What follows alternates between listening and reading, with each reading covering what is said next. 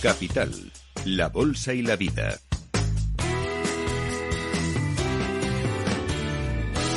Luis Vicente Muñoz. 20 años de investigación. Y aquí están reunidos de una forma muy simple los principales descubrimientos de la neurociencia aplicada al marketing, en las que ha venido trabajando el doctor en neurociencia Miquel Alonso. El libro lo acaba de publicar, se llama así: El poder del neuromarketing, que la fuerza te emocione, o el brain data en la empresa. Doctor Miquel Alonso, muy buenos días y bienvenido a Capital Radio.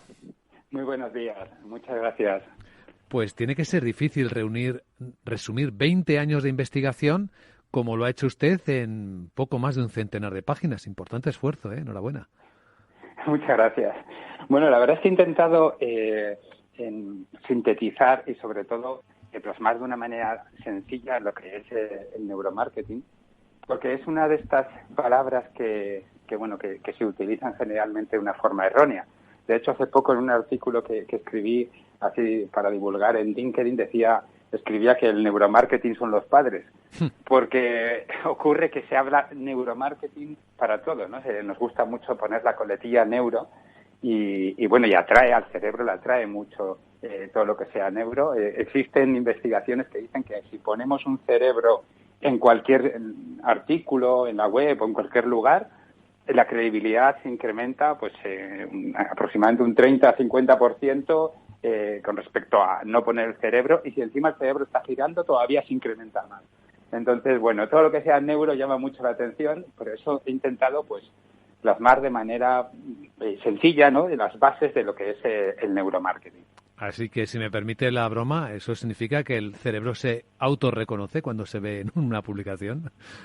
Sí, es que lo que ocurre es que buscamos signos que nos den credibilidad, que pensemos que detrás de una comunicación existe ciencia, ¿no?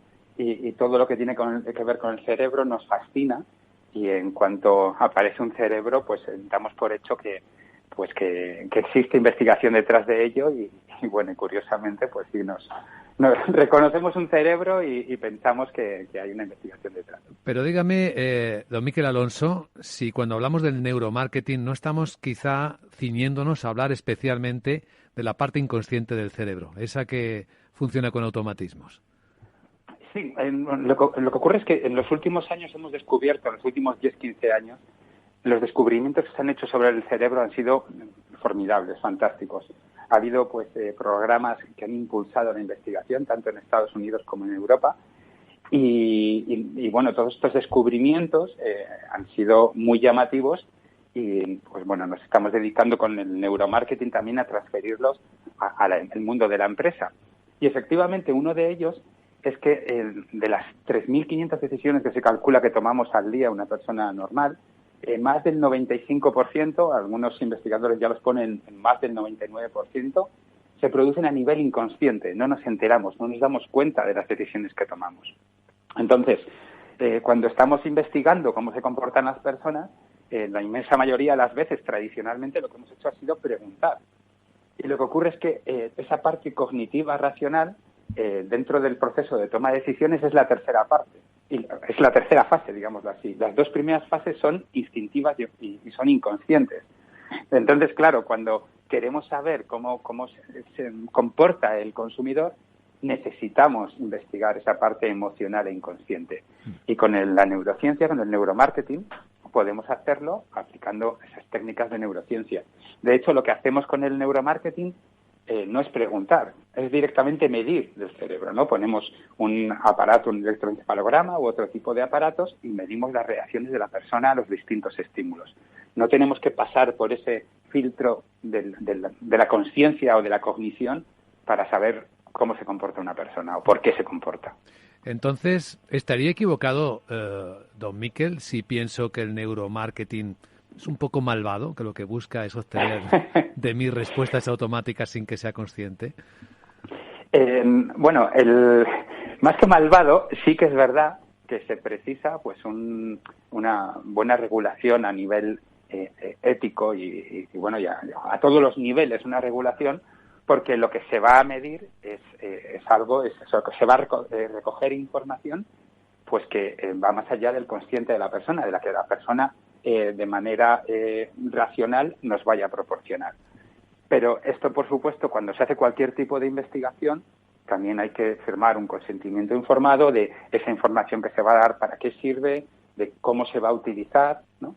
De hecho, lo que vamos a hacer es mejorar mucho otras técnicas que ya existen actualmente para medir esa parte emocional, como son las técnicas, por ejemplo, proyectivas en investigación de mercado.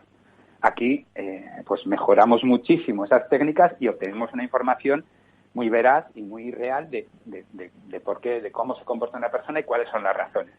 Pero sí que, por supuesto, jamás se debe investigar a una persona sin que ella sepa que la están investigando, pero eso en sí mismo, en cualquier entorno ya sería algo que no estaría dentro de lo que es la legalidad. Y al final lo que estamos buscando recopilando esta información, y el último objetivo que debe tener el marketing siempre, es mejorar la satisfacción del consumidor, es mejorar esa percepción y satisfacer mejor sus necesidades, ¿no? Pero sí que es verdad que se pueden, por ejemplo, nosotros podemos saber lo que una persona va a decidir con algunas técnicas de neurociencia, podemos saber lo que va a decidir antes de que la misma persona lo sepa, porque la decisión se produce segundos antes, segundos, pues depende de qué tipo de decisión, va entre algunos segundos o menos de un segundo de que llegue al consciente de la persona. Entonces, sí que es verdad que se puede acceder a una serie de información que si no se hace con el consentimiento de la persona, pues sería a nivel ético, legal, moral, no sería apropiado. Pero, doctor Alonso, ¿cuántas empresas puede haber ya que dispongan de esa capacidad de neuromarketing, de poder anticiparse a las decisiones que una persona va a tomar, incluso antes de que la propia persona lo sepa? Pues existen en Estados Unidos, esto es una práctica totalmente habitual y muy normal. Y en Latinoamérica también está mucho más desarrollado este tipo de prácticas que por ejemplo, en España, que estamos aquí comenzando a aplicarlas, ¿no? Yo tengo una empresa que se llama Brain Data Company, en la cual prestamos este tipo de servicios, y son servicios que estamos notando cada vez más que nos lo solicitan las empresas. Y como comentaba, muchas empresas que están interesadas y que están estudiando al consumidor de otras maneras, por ejemplo, preguntándole mediante focus group o mediante encuestas o mirando mediante el Big Data qué es lo que están haciendo, pues también quieren conocer y comprender cuáles son las emociones y las reacciones instintivas de la persona. Entonces, ahora a la vez notamos que van pidiendo más las empresas estos servicios, y desde luego en los próximos años se puede adelantar que la inmensa mayoría de las empresas estarán haciendo acciones de neuromarketing, ya sea a nivel longitudinal o pequeñas acciones, por ejemplo, con eye tracking, con reconocimiento facial, etcétera. Pero cada vez se van notando más ese tipo de demanda. ¿Nos miran mucho a través de las redes sociales? Sí, muchísimo. Pero lo que ocurre es que cuando ese buzzing, esa medición de las respuestas en redes sociales, entra casi más en el terreno de lo que es la gestión de los datos, del Big Data y demás. Nosotros cuando estudiamos con neurociencia precisamos obtener información del cerebro de la persona o a nivel del sistema nervioso periférico. Entonces se precisa una investigación más individual, más centrada en esa recopilación de datos de cada una de las personas. Entonces, cuando hablamos de neuromarketing, siempre hay neurociencia detrás. Eso sí que tenemos que tenerlo muy presente. No es solamente medir respuestas de forma masiva en la red. Entiendo. Imagino que el gran paso adelante se está produciendo ahora, que podemos utilizar el Big Data a partir del Brain Data, ¿no? La investigación del cerebro mezclada con el Big Data y la aplicación de inteligencia artificial. Efectivamente. Nosotros lo que tal y como lo entendemos, vemos que el Big Data sería calcular el mapa, ¿no? El mapa de una situación, y con el Big Data tenemos ese mapa, y con el Brain Data tenemos el camino que hay que recorrer dentro del mapa, ¿no? Entonces, es acercar mucho más a nivel, con una precisión mucho más elevada, acercar con la lupa y ver qué hay que hacer en cada uno de los momentos y cómo son las reacciones de las personas ante distintos estímulos. Así que son totalmente no ya complementarios, sino que son necesarios. Y como por supuesto también es necesario preguntar a las personas y que nos respondan cómo están racionalizando esas decisiones emocionales que están tomando. Lo que tenemos que tener claro es que en las decisiones que tomamos, en todas, están las emociones. Uno de estos descubrimientos que estamos tratando de llevar desde las universidades y desde los institutos de investigación a la sociedad en general es esta percepción errónea de que somos muy racionales y cognitivos, ¿no? Comentaba en la anterior entrevista, la entrevistada comentaba precisamente que nuestro cerebro trata de reaccionar, de cambiar lo menos posible, ¿no? Esto es porque cambiar supone gastar energía. Nuestro cerebro, con un 2% del peso, gasta más del 20% de la energía que tenemos.